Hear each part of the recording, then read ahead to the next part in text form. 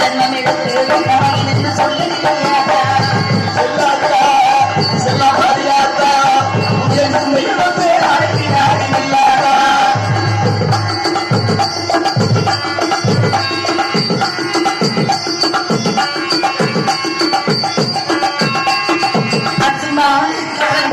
கலந்த பாடம் எடுத்துக்கிட்டு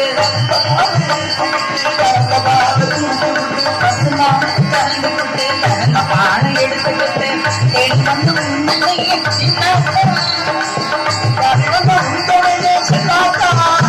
அம்மா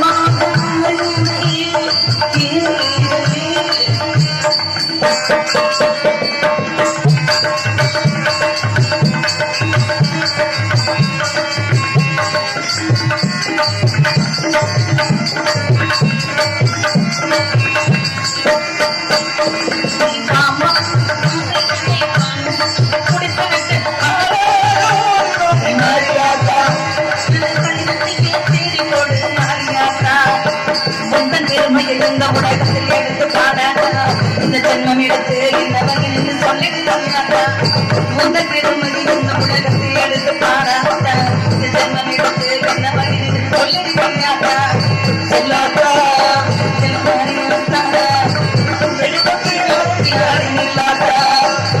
ஆதிசக்தி மாறா கருமாரி மாறா ஆதிசக்தி மாறா கருமாரி சக்தி மாறா கருமாரி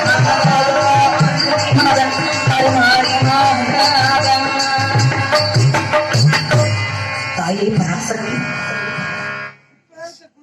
என்னையும் என்னுடைய கணவரையும் என் நாட்டு மக்களையும் உங்களை நம்பி இருக்கக்கூடிய அனைத்து உள்ளங்களையும் காப்பாற்றி அருள வேண்டும் தாயே.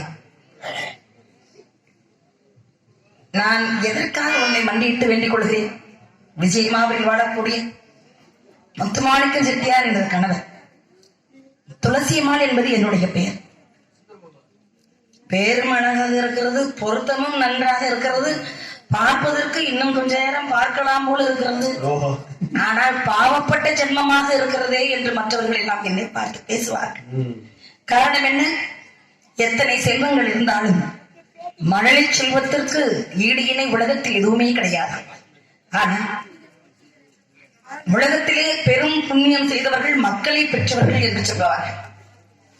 ஆனால் நான் என்ன புண்ணியம் செய்யாமல் இருந்தேனோ, என் தாயுள்ளையர்கள் என்ன பாவத்தை செய்தார்களோ, அல்லது நான் முன் ஜென்மத்தில் என்ன பாவம் செய்தேனோ, என் கணவரை சொல்வதற்கு அருகதை இல்லை. ஏனென்றால் அவர் நல்ல மனிதர். ஒரு குழந்தையை பெற்றெடுக்கக்கூடிய பாக்கியத்தை ஒரு பெண்மகள் அடைந்தால்தான் அவள் முழுமையான உருவமடைகிறாள், உண்மையாக இருந்து விடுகிறாள் என்று சொல்லுவார்கள். அந்த முழுமையை அடையாத ஒரு பெண்மணியாக இருந்து பார்ப்பவர்கள் பலவிதமாக பேசுகிறார்கள். என்ன சொல்லுகிறார்கள்? மக்களை பெற்றால் மகராசி என்கிறார்கள், பெறாவிட்டால் மாபாவி என்கிறார்கள், என்னை வாபாவி என்கிறார்கள். எந்த ஒரு விசேஷமாக இருந்தாலும் அது போக முடியவில்லை. அருகிலே கல்யாணம் நடக்கும், போனால் பயமாக இருக்கும், சொல்வாங்க முடியாது என்று.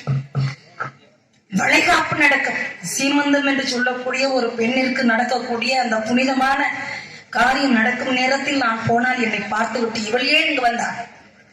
ஒரு குழந்தையை பெற்றெடுத்து அந்த பெண்மையை நிரூபிக்க முடியாத இவள் பாவிய, இவள் வந்தால் இவள் தொட்டால் தோஷமாகும், இவளை பார்த்தால் குழந்தை கூட நன்றாக பிறக்காது என்று நினைப்பார். சொல்லாமல் சொல்லுவார்கள், ஏசாமல் ஏசுவார்கள். சீவி சிங்காரித்து அலங்காரம் செய்து அங்கு போக மாட்டேன்.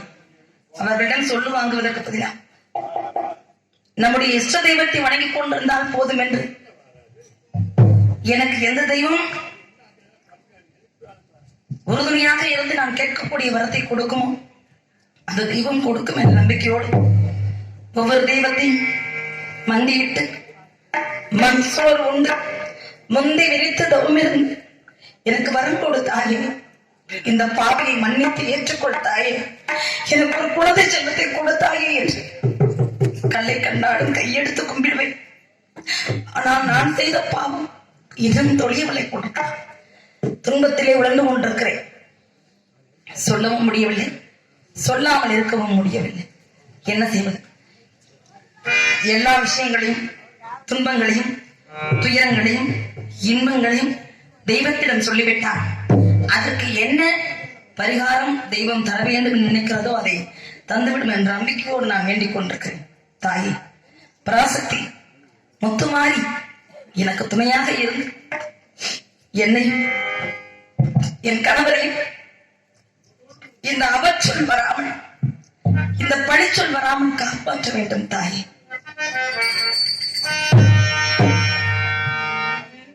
மகமாய் சமயபுரத்தாயே,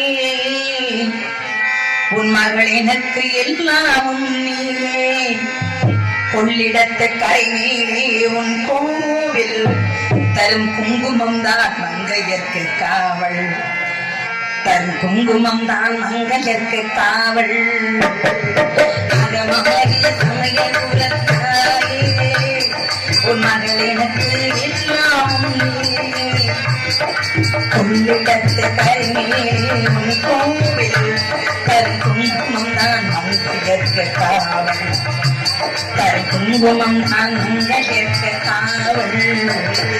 மகமாகி சமயபுரத்தாயே, உன் மகள் எனக்கு எல்லாம் நீயே.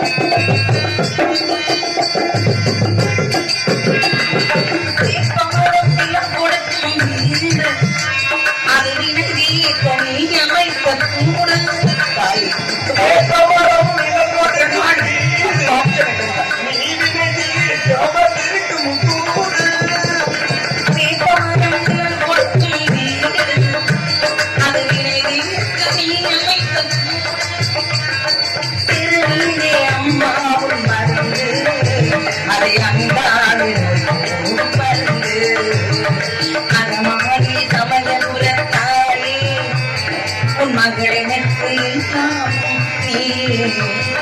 கொள்ளிடத்தில் கரைநீர் உன் கோவில், வருங்குமந்தான் மங்கையர்க்கு காவல். வருங்குமந்தான் மங்கையர்க்கு காவல். மகமாரி சமயபுரத்தாயே, என் மகள் எனக்கு எல்லாம் நீயே.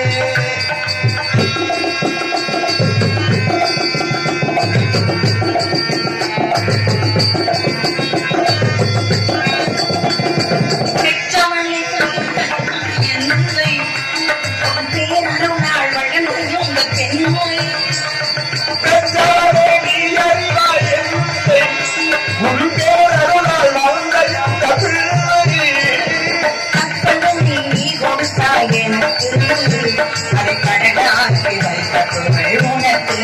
மகமாகி சமயபுரத்தாயே, உன் மகள் எனக்கு எல்லாம் நீயே. கொள்ளிடத்து கரை நீரே உன் கோவில், தரும் குங்குமம் தான் மங்கையர்க்கு காவல். தரும் குங்குமம் தான் மங்கையர்க்கு காவல். மகமாகி சமயபுரத்தாயே, உன் மகள் எனக்கு எல்லாம் நீயே.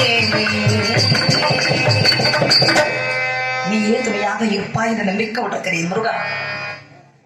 செய்த பாவம் அன்றே தொலைய வேண்டும் என்றார். முருகா என்று ஒரு முறை சொன்னார், 1000 முறை செய்த பாவம் தீரும் என்பார்கள். எந்த நேரம் முருகா முருகா முருகா என்று உருகுகின்றேனே, என்னை ஏனப்பா இப்படி சோதிக்கிறாய்? சோதிப்பது, சோதனைக்கு உள்ளாக்குவது தெய்வத்தின் செயல் என்பார்கள். என் வாழ்க்கை முழுவதும் சோதனையாகவே இருக்கிறதே. ஏன் பெண்ணாக பிறந்தேனோ என்று வெறுத்து போய் வருகிறதே முருகா. உன்னை அன்றி வேறு எந்த சிந்தனையும் என் மனதில் வர மறுக்கிறது. காரணம் என்ன? உன்னையே தஞ்சம் என்றிருக்கக்கூடியவர்களை காப்பாற்றியவர் நீ என்று சொல்லுவாள். ஆனால் உன்னையும் தஞ்சம் புகுந்தாள். காப்பாற்ற மறுக்கிறாய். எந்த நேரம் என் கண்ணிற்கு திரும்புகிற மீதானே முருகா. காலையிலம் கதிரில் உந்தன் காட்சி தெரியுது நில்ல, கடலில் மயில் எழுந்து நடனம் பொழியுது முருகா. காலையிலம் கதிரில் உந்தன் காட்சி தெரியுது நில்ல, கடலில் மயில் எழுந்து நடனம் பொழியுது முருகா. காலையிலம் கதிரில் உந்தன் காட்சி தெரியுது.